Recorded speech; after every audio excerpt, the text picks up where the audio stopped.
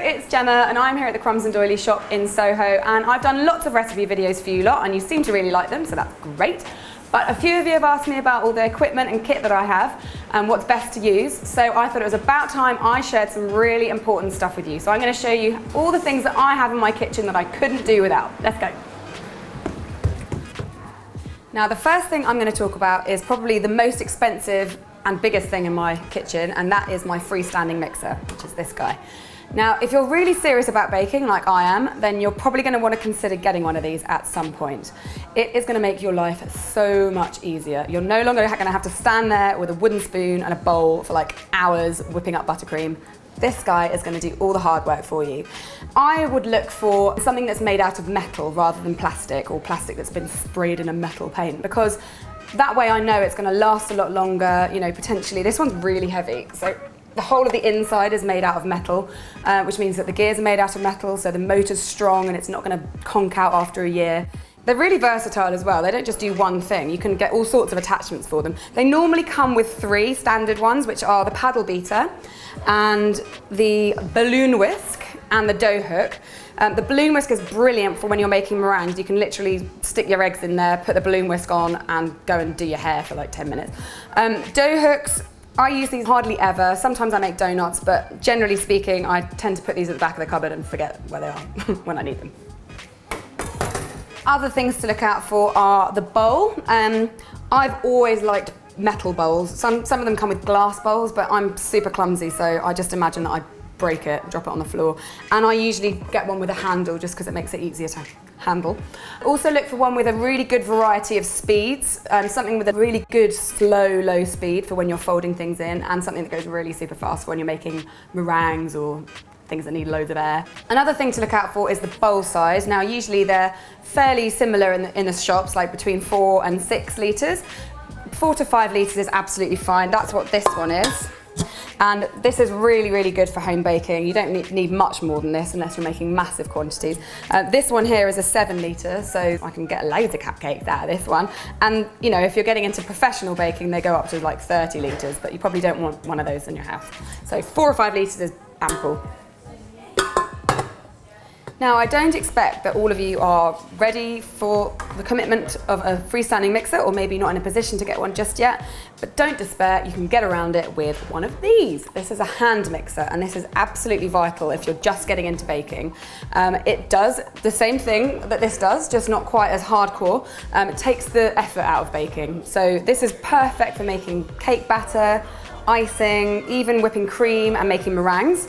And I still use this on a regular basis. Even though I've got all these mixers, these big guys, I quite often use these because sometimes I just need to make a really small amount of icing, which this one's perfect for, whereas the big ones can't really handle like very small quantities. So get sort of an inexpensive mid-range one. It'll be just fine and it'll last you a long time. Now, pretty much all sponge cake recipes will require you to sift some stuff, usually flour or icing sugar, and so you're not going to be able to do that without a sieve. I would always go for a metal one because they hold their shape a bit better, they last a bit longer. And also get one that fits your bowl really well. You definitely don't want to be sieving loads of stuff with a tiny sieve. It's going to take forever, so this is super vital. Now, as many of you will know, I'm a massive fan of electric scales, and I couldn't do my job without them. Accuracy is really, really important, and I find weighing much more accurate than measuring the volume of ingredients. Also, because I tinker around with lots of recipes and I make notes on them and stuff, it's much easier to record that when you've added like 5 grams of something, rather than sort of, you know, half a teaspoon of this and half a teaspoon of that. It's just much more accurate, and I definitely recommend that you get one of these. So get yourself a set of electric scales. Having said all that, it is very important that you do have a set of measuring cups in your kitchen, like these. These are brilliant because a lot of recipes are in cup measurements, so if you don't have these, then you're not going to be able to make those recipes. And also, I like to use them for measuring things out, you know, and getting them ready for my cooking, and they just make good receptacles. But yeah, get yourself a set of measuring cups, even though I said all that stuff about those scales. Now, you think this is a teaspoon. Well, you're kind of right, it's a spoon, and you might stir your tea with it, but it's not a technical teaspoon. Someone very clever out there invented measuring spoons so that you would always have the same amount of stuff in your teaspoon. And they usually come in a set of 4 with a tablespoon, a teaspoon, half teaspoon, and a quarter of a teaspoon, sometimes even an eighth of a teaspoon. And a teaspoon is always going to be 5 milliliters. So get yourself a set of these. Otherwise, you're going to just be at the mercy of whatever shop you bought your teaspoon from. In keeping with the measuring theme, get yourself a measuring jug because you're going to need to measure some liquid, and it's very difficult to do that without one of these. This one is in milliliters, and some of them are in fluid ounces, but most recipes will quote milliliters for their measurements. Now, if you're into baking, I imagine you hopefully would have an oven, and all ovens are different, and the more baking you do, the more you're going to get to know your oven. But to help with that, you should definitely invest in a oven thermometer. And this is going to really help you get to know your oven, because your oven may lie to you. If you set it for 180, it might actually be 175 in real life. You can put it at the back to see if there's a hot spot there. Quite often there is, and quite often there's a cool spot at the bottom, at the front of your oven. Getting an oven thermometer, it's not very expensive, and it'll just help you get to know your oven a bit better, so you can adjust your baking to that. Now, another essential item is the timer. If you're anything like me, you'll get easily distracted, and so you were checking it on the clock, but then someone rang and you did your hair, and before you know it, you've burnt your cake. So get yourself a timer. Also, in my experience, phones as timers is not ideal because I make a bit of mess and I like my phone to be clean. So get a timer. They're, again, really inexpensive, and you can't really bake and time cakes without these. Next up is the rubber spatula, and this is vital in my kitchen because I like to use every last single bit of my icing and my cake batter. And these are brilliant because they're flexible, so they really scrape well, so I don't waste anything. Also, I use these to stir stuff, obviously, and I usually get heatproof ones so that I can stir caramel and stuff like that and they don't melt. Next up is cake tins. Now, I'm sure you're aware that there are thousands, maybe tens of thousands of different kinds of cake tins. There's one shaped like castles, there's one shaped like numbers, there's bundt tins, there's sheet pans, there's all sorts of stuff. So you probably will end up building up a collection of different cake tins over your lifetime, like I have.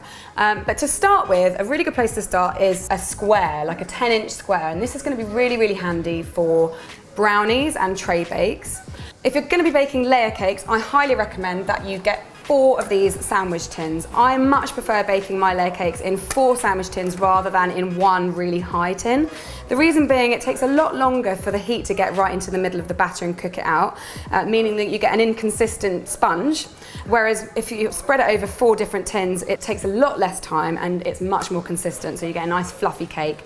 And I like using loose bottom ones because I think it makes taking the cake out of the tin a lot easier. Other things in tins that you'll need, maybe a cookie sheet for cookies, obviously, and also scones and things like that. If you're getting into making cheesecakes, then a springform pan's a good idea. Also, loaf tins are really useful if you're making loaves. Usually you're going to want to line your cake tins with some kind of paper, and you can use baking parchment, grease-proof paper, baking paper. There's kind of loads of different names for it. Essentially, they do the same job. I've always preferred baking parchment. I think it sticks a lot less to your cakes. Now, the next thing I'm going to talk about is cupcake tins. Now, obviously, I'm Cupcake Jemma, so I make a lot of cupcakes, and hopefully you do too. So when you're looking for cupcake tins, make sure that you buy something really sturdy and heavy. This one is very unbendable, which means that it's going to last a long time. It's also not going to warp in the oven when it gets hot. This is also a non-stick one. Again, it's not essential, but it does help for cleaning things up. And also, if you ever want to bake cupcakes without the paper cases, that makes it a lot easier to get your cakes out. Along with your cupcake tin, you're going to need some cupcake cases. Now, there are literally thousands of different ones out there in the world. The main thing you want to look out for is that it fits your tin perfectly. So try a few different ones and stick with the one that fits. This one here, as you can see, it fits just right. It's not too big, it's not buckling. Equally, it's not really small and it's not baggy. And it goes just over the edge of the cake tin, so it's not like really super duper high. I would always stick with white paper ones. That's my personal preference, but you do what you like. The next thing I'm going to talk about is mixing bowls. Now, here is a top tip. I really like to get all my ingredients measured out before I start baking, because that way I don't have to faff around midway through measuring things. Also, I can see at the beginning if I'm missing something. So for me, the more bowls, the merrier. You can never have too many bowls, but if you are short on bowls, then I recommend that you just get a big one, a medium one, and 2 small ones at least. And at least one of those bigger bowls should be heat-proof, because that way you can use it as a bain-marie and melt chocolate and lemon curd and not worry about it melting. So mixing bowls are a must. Now, at some point in your baking life, you're going to need to grate some stuff, whether it's chocolate, you know, to finish off your cheesecake, or grate some nutmeg into a sponge, or usually zest some oranges and lemons. My preference is this microplane style grater. They're really good because they stay really, really sharp, so watch your knuckles when you're using them. But also, they're brilliant for citrus zest because they only take off the useful part of the zest, and they leave all the kind of bitter pith behind, so get yourself one of these. I also recommend that you get yourself a sugar thermometer or a candy thermometer like this one.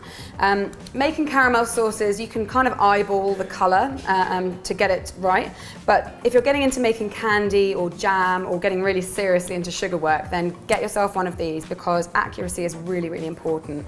This particular one is brilliant because it has all the different stages that you might require on here, like softball, hardball, jam, hard crack, if you're making candy and things like that. And look for one that has a little clip that will clip on the side of your saucepan so that it doesn't sort of sink in. And the way that you use these, you always start with this in the pan. Never put it in when it's halfway there because you might blow the end of it off. Another thing that's super essential in my kitchen is piping bags. Now, I use piping bags for so many things. And I always use disposable ones, and I usually have big ones and small ones. Along with that, you're going to need some nozzles for decorating. For example, these big ones here. Got a big round one and a big star-shaped one. And for more info on piping nozzles, then definitely check out my video on piping cupcakes. But play around with them, have a bit of fun, and get to know your nozzles, because there's hundreds out there. You're not always going to want to pipe your buttercream onto your cupcakes or cakes. Sometimes you're going to want to spread it on. And I've used teaspoons and palette knives over the years, but I really like using this. This is what I call a spoonula, and some of you have probably seen me using one of these in my videos. I really like these because they scrape up all the icing out of the bowl because they're made out of rubber, so brilliant. And I like to kind of bounce my icing onto my cake, and they're just kind of really light and perfect for that. But really, it's whatever works for you. If you like palette knives, or if you like spoons, or even knives, like you can use anything to do that. Whatever gets you the best result. Another essential piece of cake decorating equipment is a turntable, and if you want to make your cakes really smooth and with nice straight lines, then you're going to need one of these. It's very difficult to do that without something that spins round. And the reason these are great is because you just plonk your cake in the middle, and with the help of one of these, which is a cake scraper or even a palette knife, you just put that on the side of your cake with all your buttercream on and just turn the turntable, and that does all the work for you. You don't need to get too complicated with it, and it'll give you lovely straight sides, so highly recommend getting one of those. Now, the next thing I'm going to talk about is something that is in my decorating box, but I quite often use these for things that are nothing to do with decorating. It's the palette knife. I use this for loosening my cake around the cake tin before I take it out. Sometimes I even use them to like pick up bits of brownie. The main thing I use these for is decorating cakes with, of course, and for that I recommend getting a straight one and also an offset or a cranked one. The cranked ones are brilliant for doing the tops of cakes because you then don't drag your knuckles into the top of your nice smooth buttercream, whereas if you use this one, you're trying to keep it level and you've got your knuckles there. So get yourself cranked ones and straight ones, and even one of these little guys as well. Really, really useful, especially for smaller cakes or cupcakes, or just, you know, picking things up. In addition to all of that, I recommend that you get a cake leveler. Now, these are brilliant. You can split and fill cakes with a serrated knife, for example, but you're much less likely to take one of your fingers off using a cake leveler. And the best thing about these is you'll be able to set them to whatever thickness you want, and that means that all your layers will be the same thickness, and it hardly takes up any room in your cupboard, so it's brilliant. Now, I've talked about a lot of different utensils already, but there are a few essentials that you should definitely have in your kitchen, and in fact, you've probably already got them, but I'm just gonna briefly run through my essentials. I'm not going to talk about them too much. You definitely have a balloon whisk, really useful for whipping cream, even making pancake batter. A citrus squeezer, much more effective than squeezing by hand. A selection of spoons, wooden spoons are ideal because they don't melt. A pair of sharp scissors, a pastry brush. If you like scooping your cookie batter out with ice cream scoop, then an ice cream scoop is very helpful. One of these, this is really good for sort of scooping up bits of brownie or cookies off your sheet. And a little mini whisk, which I find really, really useful, you know, beating a single egg or, you know, mixing colours into milk. Really, really useful.